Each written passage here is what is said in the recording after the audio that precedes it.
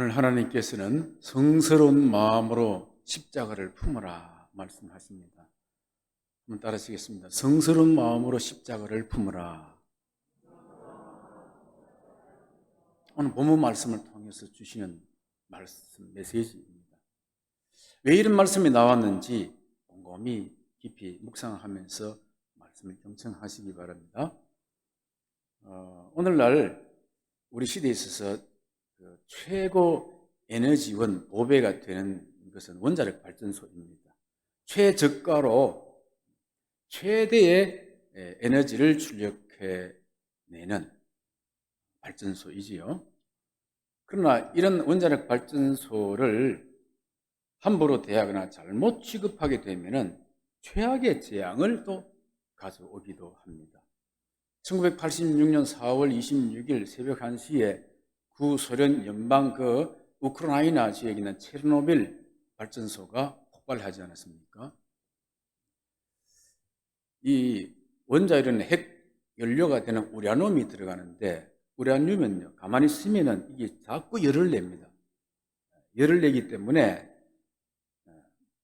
폐기물에도 계속 냉각수로 식혀줘야 되는 거예요. 그러니까 냉각수를 계속 공급하려면 냉각 펌프가 돌아가도록 전력이 공급되어져야 되지 않습니까? 근데 만약에 전기가 끊어져 버리면, 펌프에 전기가 끊어지면 냉각 펌프가 중단되어지고 냉각수가 공급되지 않으면 원자율은 계속 올라가게 되지, 위험하게 되지 않습니까? 그래서 고민한 끝에 실험을 했습니다. 그때 실험을 했는데, 혹시 이 펌프가 어쩌다가 전력이 중단되어서 꺼져버릴 수도 있다. 그러니까 그럴 경우에도 펌프가 계속 돌도록 할 수 있는 방법은 없는가? 그러면서 전력이 끊어지더라도 터빈이 계속 도니까 터빈의 회전력을 이용해 가지고 전기를 자동 발생하게 해서 펌프와 연결시켜주면은 혹시 이게 전력이 끊어지더라도 비상전력으로 펌프가 돌지 않겠는가 하는 겁니다. 이 실험이 성공되면 어떻게 되겠습니까? 안전은 물론이고 또 이 실험에 성공한 사람은 영웅이 되는 것 아니겠습니까? 그때 실험을 이제 하기로 했는데, 그 발전소에서 몇 시 몇 분까지는 하고는 그 다음에는 전력을 꼭 공급하시오 라고 했습니다. 그런데 실험을 했는데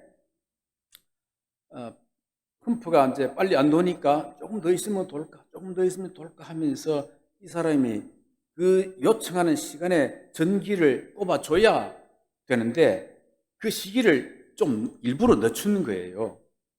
처음에는 실수라고 했는데 의도적으로 이걸 좀 늦추는 겁니다. 그러니까 원자로 열은 올라가고 수동으로 이제 제거가 잘 안 되기 시작하고, 그래서 폭발하게 된 것입니다. 터지자 방사선이 30km 반경으로 퍼져나가게 되었고, 그 곁에 적사한 사람도 있었지만은요, 또 그 후유증으로 인해 가지고 암으로, 특히 갑상선 암으로 죽은 자가 10만 명 이상이 됩니다. 거기에 투여된 처리하기 위해 들어간 사람들이 얼마나 많이 암에 걸렸겠습니까?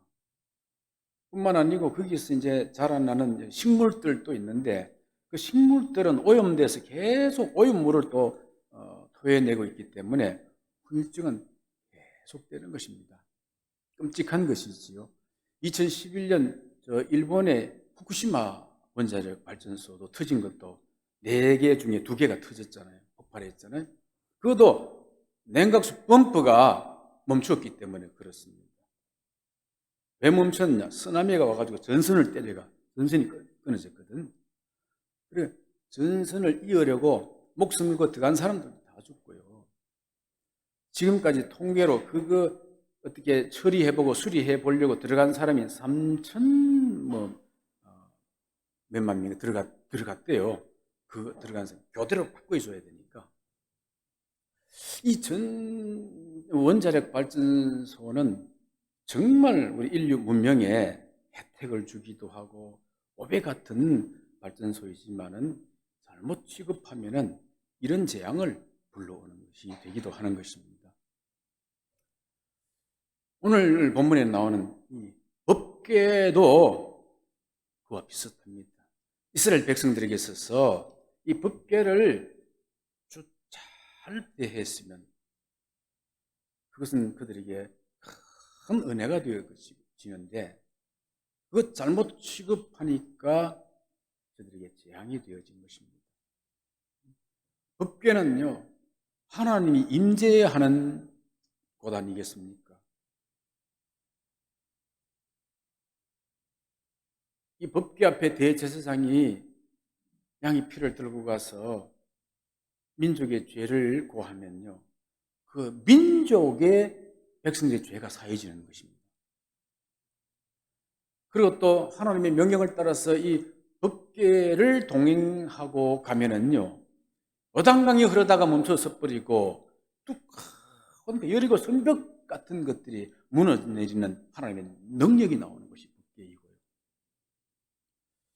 또 어디로 가야 될까, 무엇을 해야 될까 알지 못해 캄캄해서 법궤 앞에 가서 물으면은 갈 길과 할 일을 지시해 주는 것이 이 법궤입니다.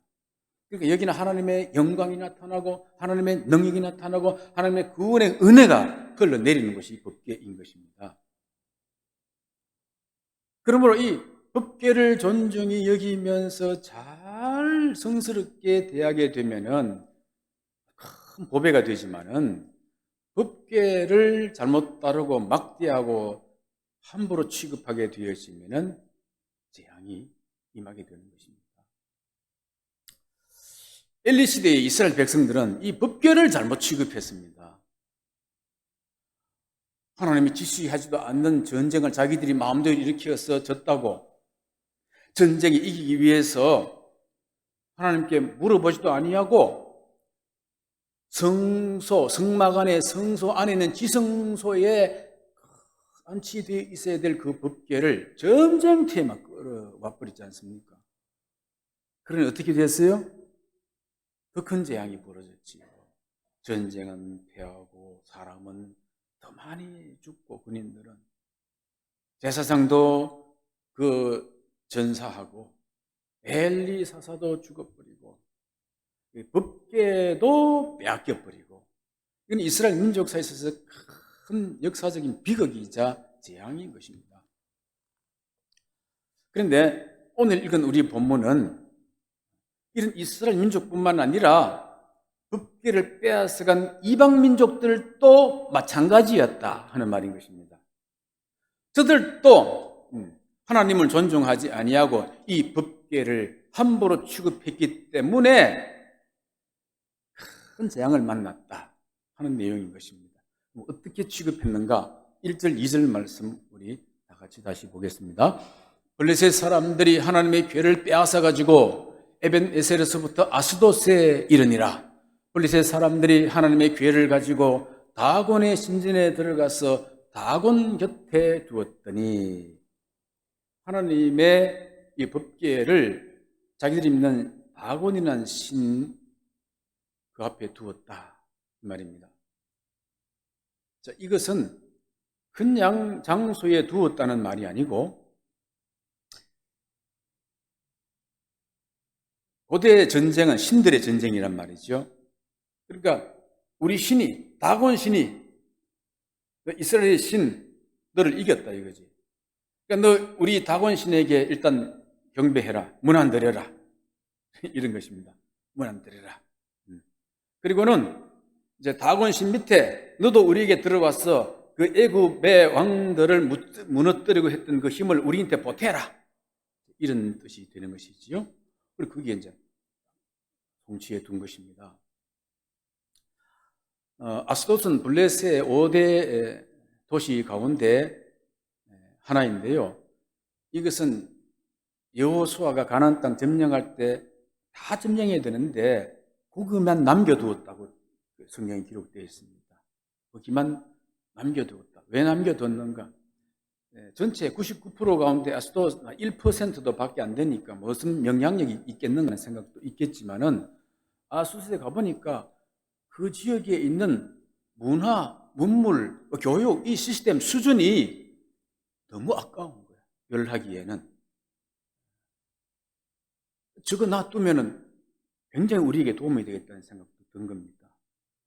왜냐면은요, 이 아스도스의 이 사람들은 원래 어디의 사람이냐면 저기 블레셋 사람들 되어 있잖아요.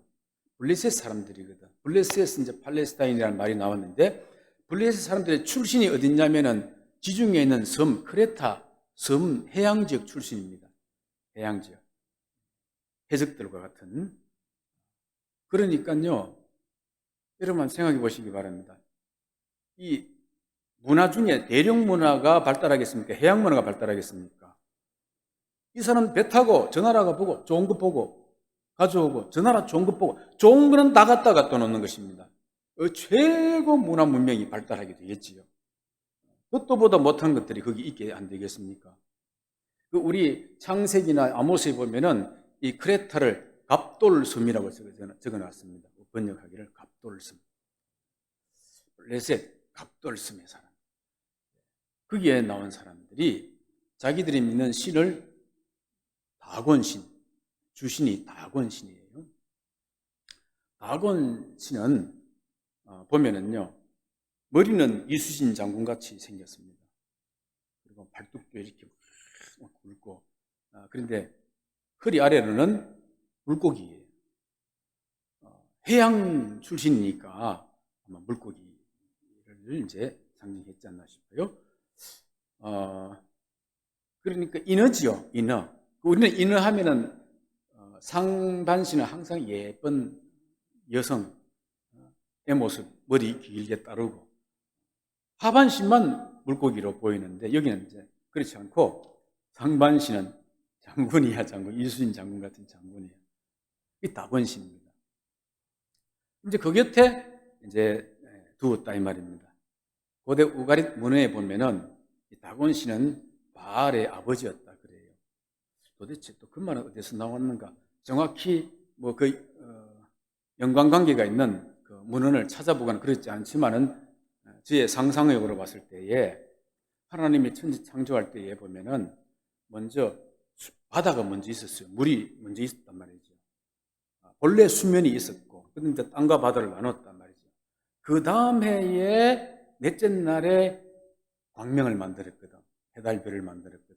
그러니까 바알은 태양신이란 말이지. 그 태양은 바다보다 뒤에 나온 거야. 그러니까 이제 바알은 이 다곤의 아들이다라고 하는 그 말들이 뭐 그런 대로 잘 끼워 맞췄구나 하는 생각이 좀 들기도 이제 합니다만은. 그런데 이제 그렇게 법궤를 송치한 다음 날 일찍 그 제사장들이 이제 다곤 신전에 가봅니다. 왜 가봤느냐? 우리 새벽기도 하는 것처럼요. 사이비 종교 이단들이요. 얼마나 열심인지 모릅니다. 우리 10분의 1도 못 따라가 그 사람들의 시간을 내고 열정을 내고 그 전도하고 가족들 다 내려놓고 하는 거 보면은 얼마나 열심인지 몰라요. 새벽 일찍이 나갑니다. 일찍이 나가. 가짜 얘기도 나갔습니다. 네, 나갔는데 보니까 이 다곤신이 도리어 하나님 법궤 앞에 탁 엎드려서 절하고 있거든. 경배하고 있는 거예요. 딱 엎드려 코를 쳐박고 있는 겁니다. 그러니까 제사장들이 깜짝 놀란 거예요. 깜짝 놀라. 수백 년 동안 다곤신이 세워져 있었지만은 엔간한 지진이라도 서 있었는데 이런 일은 한 번도 경험하지 못한 일을 경험한 것입니다. 이런 일이 있을 수 있나? 그래서 누가 볼까봐, 다 알려질까봐 그 직원들 몇 명 빨리 불러가지고 빨리 묶어서 다시 일받쳐 세워라. 그러니까 다시 사람들이 일받쳐 세웠다고 기록해놨잖아요. 그러니까 신이 사람들에게 줄에 묶여서 다시 일받쳐 세워져야 되는 신이야, 이 신은. 이렇게. 저 태국에 가보니까요, 불상도 저거 뭐, 1000년 이상 저 앉아있잖아요. 너무 앉아있으면요, 그 땀때기도 납니다. 그리고 다리도 아프고 지리고 그러니까 저 태국에 가보니까 누워있는 불상이 있더라고요. 와벌리라고 누워있더라고요.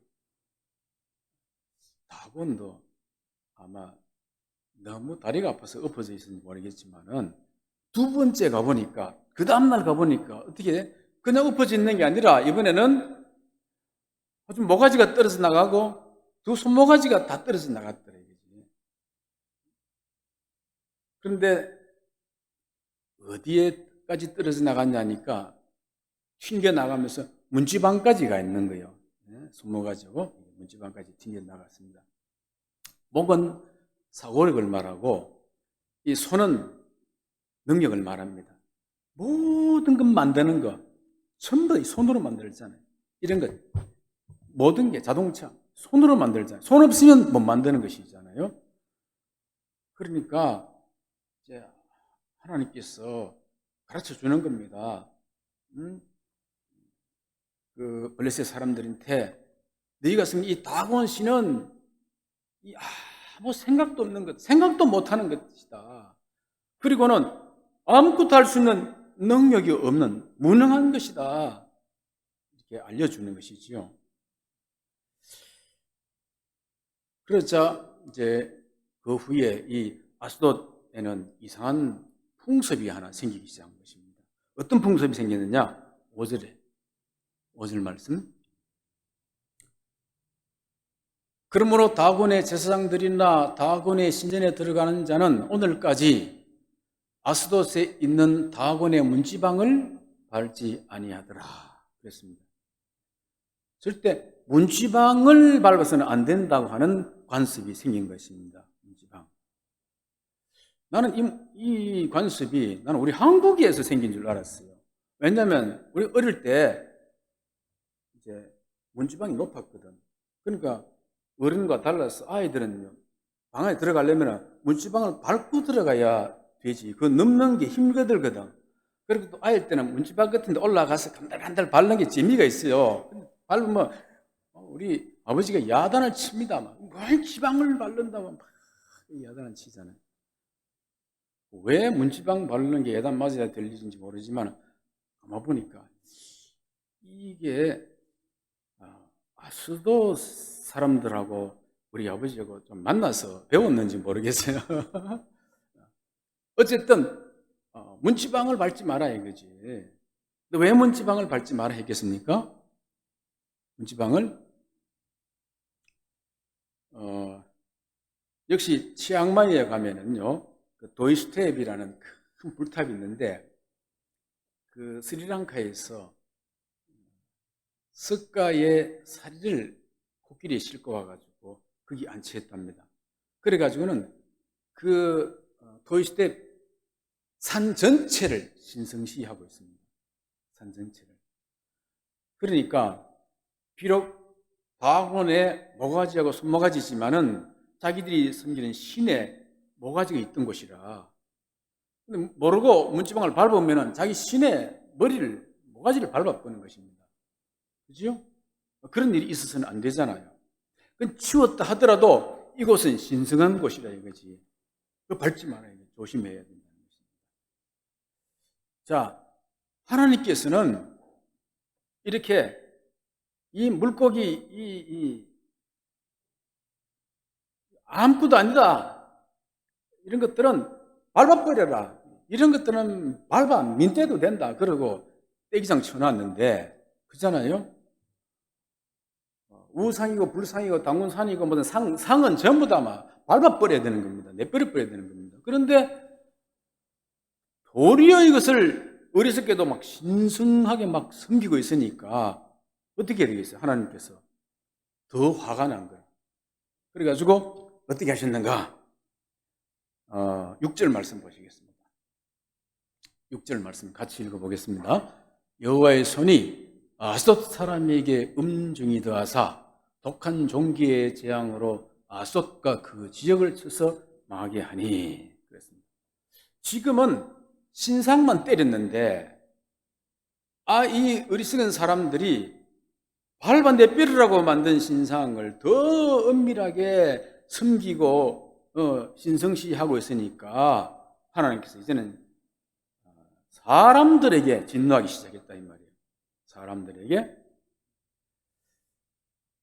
그래서 종기가 나게 했는데 종기 중에도 독한 종기를 나게 했다 이 말입니다. 독한 종기.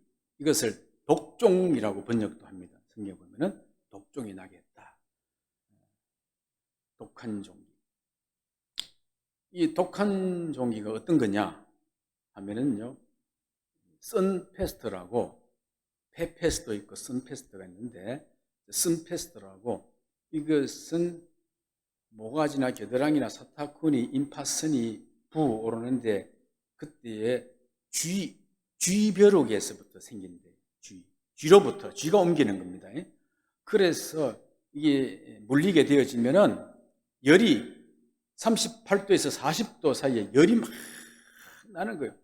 사람 죽습니다. 열 38도에서 40도.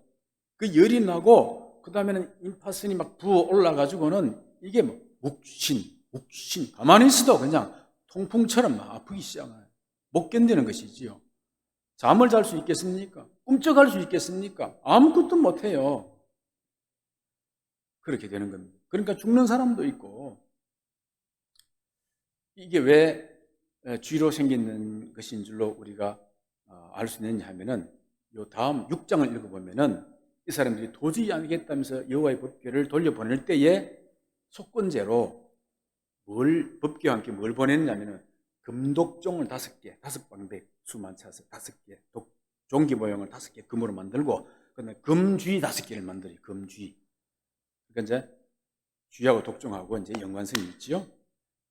그렇게 해서 이제 보내는 걸 보면은 이제 알 수가 있습니다. 이것이 막 전염병이 돼가지고 막 퍼지기 시작하는 것입니다. 중세 때 보면요, 페스트로 중세 인구의 유럽의 인구의 3분의 1이 죽잖아요. 3분의 1. 그거는 페스트인데 폐를 치해서 그런 것이지. 그래서 3분의 1 인구가 죽습니다. 끔찍하지요? 오늘날 코로나19는 어디서 왔습니까? 코로나19도 쥐는 쥐라. 그런데 이거는 박쥐라. 박쥐에서 와서 심장과 폐를 치잖아요, 이게. 그런데 이게 땅을 돌아다니는 쥐들은 어느 정도 연구해가지고 이제 그에 대한 해결책을 의학적으로 잘 치료의학과 만들어냈는데, 이 쥐는 이제 땅이 아니고 하늘로 날아다니고 어디로 돌아다니는지 모르는 쥐라. 여기서 나온 바이러스는 이거 어디로 튈지 모르는 바이러스라. 이게 자기 스스로 막 상황에 따라서 막 변해. 그냥 변종이 막 일어나. 자, 중요한 것은 이 아스돗 주민들에게 왜 이런 현상이 일어났느냐 하는 겁니다. 이유는 뭡니까?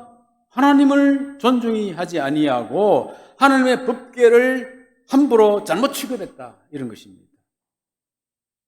그렇다면 오늘날 우리 시대에 왜 이런 코로나 팬데믹 현상이 일어났는가 하는 것도 이 속에 답이 숨어 있겠지요. 그런 거 아니겠습니까? 우상은 밟아야 되는 겁니다. 한번 따라 하시겠습니다. 우상은 밟아버리자. 그런데 저 불국사 가가지고 진짜 밟으면 안 됩니다. 마음으로 밟아야 돼. 마음으로 밟아버리고, 그러면은 하나님을 존중히 여기겠습니다. 따라하십니다. 하나님을 존중히 여기겠습니다. 예, 메시지입니다. 하나님 주시는 말씀입니다. 자, 그러자 이제 아스돗 방백들이 5대 도시국가 연방 리더십들을 다 모여서 회의를 하기 시작합니다. 도저히 안 되겠다, 어쩌면 좋겠느냐, 아주 줄다리기 논의 끝에 그렇다면은 하나님의 그 이스라엘 신의 법궤를 가드로 옮겨가도록 하자, 그렇게 결정을 합니다. 왜냐하면은 이제 고대의 신들은 그 지역마다 도시국가마다 신들이 따로 있지 않습니까? 그 이스라엘이라고 하는 지역의 신인 줄로 알았어. 그 신이 아스도스에는 힘 좀 쓰지만은 또 다른 지역에 가면은 또 다를 수 있다. 가드로 보내자. 그럽니다. 그 가드는 왜 가드냐면은 그 가드는 보디가드들이 좀 많아요. 그래가지고 골리앗 같은 그 280cm나 되는 이 힘센 거인들이 좀 있는 도시라 그걸로 보내보자 이런 것입니다. 그래서 하나님의 법궤를 가드로 보냈는데 그렇게 하니까 어떻게 됐습니까? 그 다음에는 9절 말씀 같이 읽습니다. 그것을 옮겨간 후에 여호와의 손이 심히 큰 환난을 그 성읍에 더하사 성읍 사람들의 작은 자와 큰 자를 다 쳐서 독한 종기가 나게 하신지라 그랬습니다. 환난은 환난인데 큰 환난이에요. 큰 환난인데 어떤 큰 환난? 심히 큰 환난이래. 어른들만 아니고 보니까 작은 자, 어린 아이까지 여잔 아이들 어른 할 것 없이 다 쳤다는 거예요. 다 쳤다는 거예요. 그들이 전부 다 열병과 그 다음에 욱신거림과 고통 속에 시달리게 된 것입니다. 조금 더 있으면 완전 도시가 망하게 되었어요. 그래서 이 가드의 지도자들, 가드의 방백들이 옆 동네하고 의논도 안 하고 말도 안 하고 조용히 이 하나님의 법궤를 어디로 보냈다고요? 에그로는 지역으로 보내버린 거예요. 에그론. 그 에그론은 그 바알세부 파리 신을 섬기고 있는 곳이잖아, 그죠?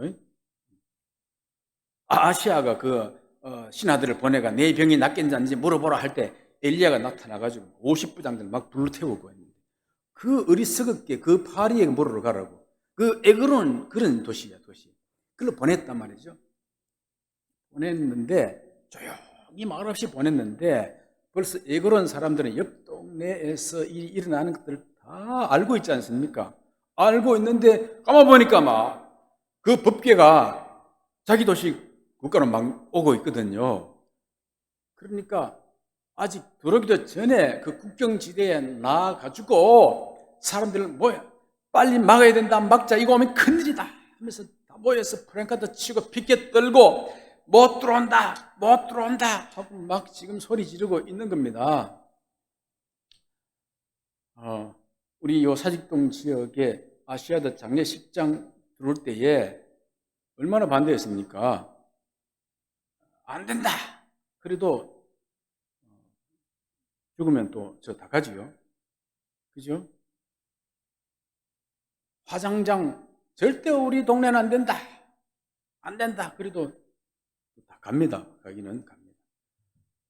원자력 발전소 부산시에는 절대 세워서는 안 된다. 안 된다. 원전 반대. 원천 반대. 데모합니다. 난리 납니다. 그럼 어디 세워란 말이에요? 저 기장 쪽에 세워라. 기장. 전기는 우리한테 우리도 써야 된다. 똑같아요, 지금. 그래서 싸움이 이제는 블레셋 사람들끼리 싸우는 거예요. 너희가 우리를 죽이려고 그렇게 보냈냐? 그러고는 싸움이 벌어지기 시작하자 안 되겠다 해서 다시 유엔의 안전보장 이사회처럼 다시 5개 도시국가의 지도자들을 다 모은 것입니다. 도대체 일을 어떻게 하면 좋겠느냐 하니까 저들이 어떻게 결정했습니까? 11절 이렇게 결정합니다. 이에 사람을 보내어 블레셋 모든 방백을 모으고 이르되 이스라엘 신의 궤를 보내어 그 있던 곳으로 돌아가게 하고 우리와 우리 백성이 죽임당함을 면하게 하자 하니 이는 온 성읍이 사망의 환난을 당함이라. 있던 곳이 어디입니까? 이스라엘 땅이지요. 이스라엘 땅. 그러니까 하나님의 법궤가 에그론으로 아직 완전히 들어가지도 않고 그 국경지대에만 있는데도 에그론 성읍 사람들이 종기가 나고 막 죽게 된 것입니다. 그러니까 이 법궤를 이제 빨리 있던 곳으로 돌려보내자 하고 이제 결정을 하게 된 것이지요. 이가봇 이스라엘은 전쟁에서 패하고 법궤가 빼앗겼을 때에 엘리가 죽고 그 소식을 들은 비느하스 아내가 아이를 낳으면서 하나님의 영광이 이스라엘을 떠났다 또 소리쳤단 말이지요. 그런데 하나님이 자기 백성 이스라엘에게서 영광이 떠났지만은 이스라엘 밖에서 하나님 영광을 찾아내십니다. 여러분 참 이 말씀을 잘 생각해 보시기 바랍니다. 우리는 언제 하나님의 영광을 볼 수 있느냐 하면요, 우리가 막 열심히 섬겼다, 우리는 주님께 많이 드렸다, 우리 고생했다, 봉사 많이 했다, 이런 말이 나오는 순간부터 하나님의 영광은 자꾸 가려지는 겁니다. 네? 내가 몇 년간 섬겼고 열심히 섬겼고 뭘 드렸고 내가 이래 바쳤고 하는 말이 한마디씩 나올 때마다 하나님의 영광은 자꾸 꺼져버리는 거예요. 깜깜하게 꺼져버리는 거예요. 그러면 하나님의 영광은 사라지고 없어지는가? 그렇지 않습니다. 하나님은 자기 방식대로 일을 하십니다. 하나님은 이렇게 말하는 하나님 백성 아닌 곳에 가서 자신의 영광을 찾아서 오시는 분이십니다. 우리는 늘 이것을 생각해야 돼요. 그래서 우리는 이렇게 자기의 죄악과 실수 중에서 우리 자신을 새롭게 발견하는 것입니다. 그리고 하나님됨을 다시 발견하게 되어지지요.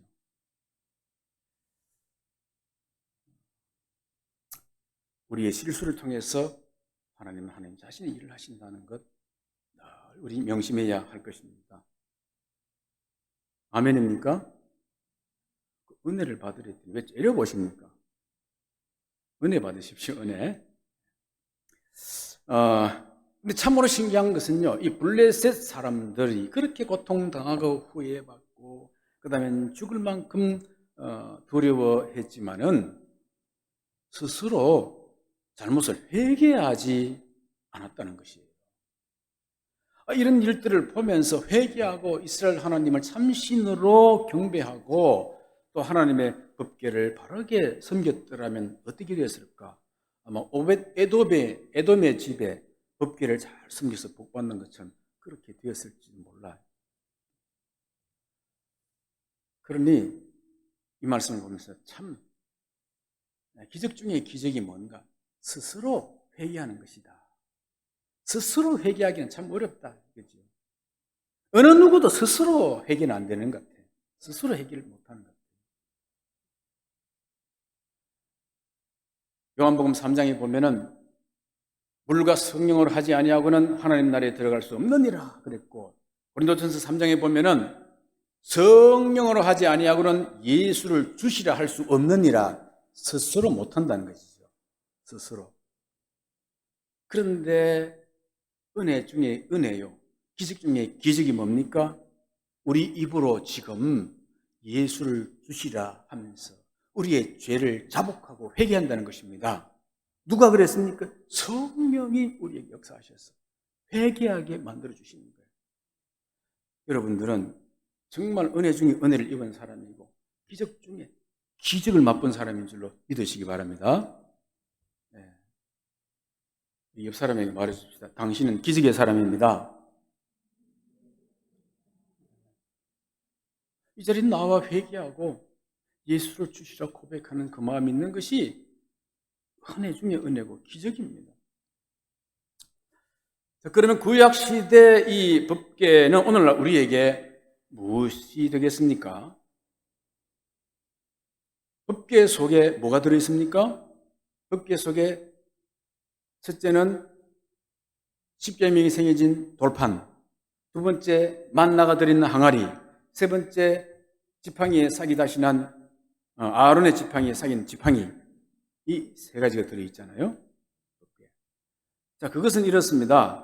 돌판은 하나님 아버지의 뜻이 무엇인가를 나타내는 것입니다. 너가 나를 믿는다 하면서 자꾸 황금 송아지 만들어가 하는데 아니다, 내 뜻은 이런 것이다, 이렇게 살아라라고 이제 가르쳐 주는 것이고, 두 번째는 하늘로서 내려진 은혜이지요. 생명의 양식이잖아요. 이 생명의 양식이 바로 예수 그리스도 몸과 피를 상징하는 것입니다. 앞으로 오실 구세주의 몸과 피, 이거를 상징하는 것이고, 세 번째는 지팡이는 죽은 자를 다시 살리시는 성령의 능력인 것입니다. 마른 막대기에 싹이 났단 말이지요. 그러니까 성부, 성자, 성령, 삼위일체 하나님을 상징하는 것이 들어있는 것입니다. 여기서는 고린도후서 13장 13절 말씀에 주 예수 그리스도의 은혜와 하나님 아버지 성부의 사랑과 성령의 교통하심이 너희 무리에게 있을지어다 하는 축도가 법궤 속에 들어있었던 것입니다.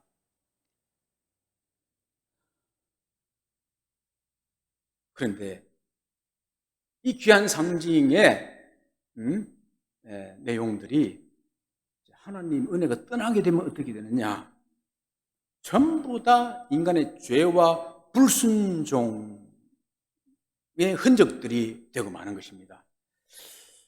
자, 모세가 우상을 만들지 말라라고 하는 그 계명을 받아서 내려왔는데 보니까 아론이 그 순간에 금송아지를 만들어서 금송아지를 숨기고 있는 거예요. 그러니까 너희들은 하나님의 이 언약, 이 담긴 이 언약을 받을 자격이 없다 하고 막 집어 던져버리지 않습니까? 그 불순종의 흔적이라 이게. 또 만나는 어떻습니까? 이거 하나님의 은혜인데 이것을 한참 먹던 이스라엘 백성들이 나중에 뭐랍니까?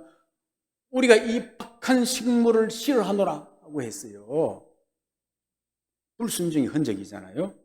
그리고 또 지팡이는 뭡니까? 하나님께서 명령하신 군의에 도전하는 것입니다. 하나님이 모세 아론에게 지팡이 지도자 군의를 줬는데 12지파의 족장들이 우리도 하고 지팡이를 들고 왔단 말이에요. 다 내놔봐라. 그 중에서 쌍난 것, 이것을 이제 국계 속에 담겨놨거든요. 그러니까 하나님의 군에 도전한 불순종, 이것들이 다 이 속에 담겨 있는 거예요. 그런데 하나님께서 이것을 법궤 속에 넣어라, 이거죠. 궤 속에 넣어가지고는 그 덮어버려라. 다시는 열지 마라. 보지 마라 했으면, 왜냐? 너희 죄를 내가 다 덮어버리겠다, 이거죠. 너희 죄를. 그리고 법궤는 은혜 덩어리죠. 덮어버리는 거예요. 이걸 모르면은 그 속에 죄덩어리만 들어있는 것 아니겠습니까? 그러므로 하나님을 떠난 법궤는 그야말로 불순종의 진노와 심판을 담고 있는 재앙을 가져오는 것이 되는 것입니다. 그렇다면 우리는 이 법궤를 어떻게 대해야 할 것인가? 사실 오늘 시대에 법궤 있습니까? 사라지고 없습니다. 이 법궤에 대해서 몇 가지 설이 있는데요. 첫째, 그 사라진 법궤가 에디오피아의 악숲에 있다. 솔로몬과 스바 여왕 사이에서 태어난 아들, 에디오피아의 왕자가 모조품을 만들어 예루살렘에 왔다가 바꿔치기 위해서 그걸 갖다 놨다는 설이 하나 있고요. 또 뭐 하나는 그 법궤는 애굽에 가 있다. 솔로몬의 아들 르호보암 왕 때에 애굽에 바로 시삭이 쳐들어와 가지고 예루살렘은 은금은 다 뺏겨갔다. 기둥에 있는 금까지 뺏겨갔다 이거죠. 그러니까 금으로 사있는 법궤도 빼앗아 갔을 것이다. 세 번째는 저 법궤는 이제 바빌론이 침공했을 때 제 3차 침공 때 느부갓네살이 이제 저것까지도 가져가려고 해서 제사장들이 미리 알고 저걸 느보산 어디에 숨겨놓았다. 세 번째. 그 네 번째는 1988년 88 올림픽 때 이제 론 화이트라고 하는 고고학자가 예루살렘을 이제 탐지하다가 어느 동굴을 발견했는데 그게 이제 예레미야 동굴이라고 말은 있습니다만 거기에서 어떤 한 상자를 봤는데 거기에 법궤다. 이런 이제 네 가지 설이 있습니다. 설이 있지만 분명하게 확인된 건 아무것도 없습니다. 자, 그러면 우리는 어떻게 했는가? 이 법궤를 찾기에 우리도 인디애나 존스처럼 그냥 어디든지 사방으로 에디오피아로 가고 이집트로 가고 가야 되겠습니까? 예레미야 3장 16절 보십시다. 뭐라고 말씀하시는지. 여호와의 말씀이니라. 너희가 이 땅에서 번성하여 많아질 때는 사람들이 여호와의 언약궤는 다시는 말하지 아니할 것이요, 생각하지 아니할 것이요, 기억하지 않을 것이요, 다시는 만들지 아니할 것이며 그랬습니다. 법궤 더 이상 찾지 말라는 것입니다.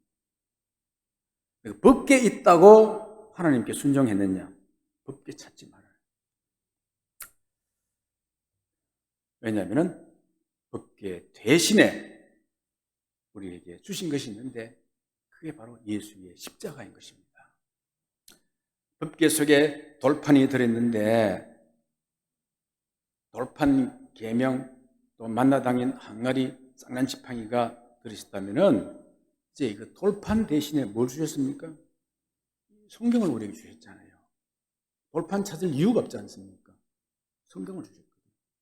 또 만나 항아리 찾을 필요가 없는 것이 생명의 떡 되는 하늘 양식, 생명의 떡 되는 예수를 우리에게 주셨잖아요. 왜 만나를 그 만나 항아리를 찾을 필요가 있겠어요?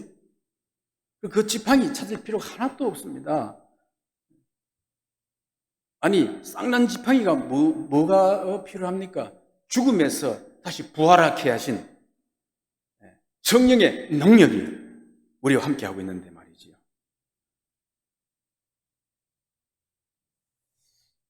그러므로 우리는 법궤를 어떻게 소중하게 대할까 아니라 우리 이웃에게 주신 이 십자가 속에 다 담아놓은 것인데 우리 십자가를 어떻게 대할 것인가? 어떻게 대해야 할 것인가? 십자가 어떻게 대해야 한다고 그랬습니까? 잊어버렸죠. 처음에 말했잖아요. 하나님 어떻게 대하라고 했었어요? 성스러운 마음으로 십자가를 품어라. 품어야 돼. 성스러운 마음으로 품어야 된다는 것입니다. 십자가를 이스라엘 백성처럼 말이죠. 목에 걸고 또 자동차 앞에 달아놓고 염주처럼 손목에 감아가지고 이것을 마치 애군을 물리치는 주술처럼 복이 들어오는 복주머니처럼 이렇게 사용하지 말라는 것입니다. 그건 아무리 금은 보석으로 십자가를 만들었다 하더라도 거기에 하나님이 임하는 것도 아니고 그렇게 사용하는 것은 이스라엘이 법궤를 전쟁터로 끌고 오는 것하고 똑같은 거다. 그렇게 하지 말아요. 그러면 십자가가 아무것도 아닌 것 같으면은 이거 그냥 밟아버리고 부셔뜨려버리고 쓰레기통에 버려버리면 됩니까? 큰일 날 수리. 그거는 또 블레셋 사람들이 하나님의 법궤를 취급하는 거 똑같은 행동이다. 그럼 어떻게 해야 될 것인가?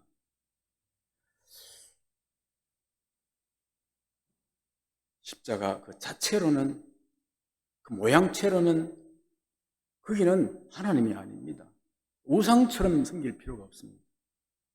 우리가 저 십자가를 바라볼 때에 우리 영의 눈을 떠서 나의 죄를 사해 주시기 위해서 피 흘리시면서 십자가에 달려있는 예수 그리스도의 그 거룩한 사랑을 우리가 볼 수 있어야 되겠습니다.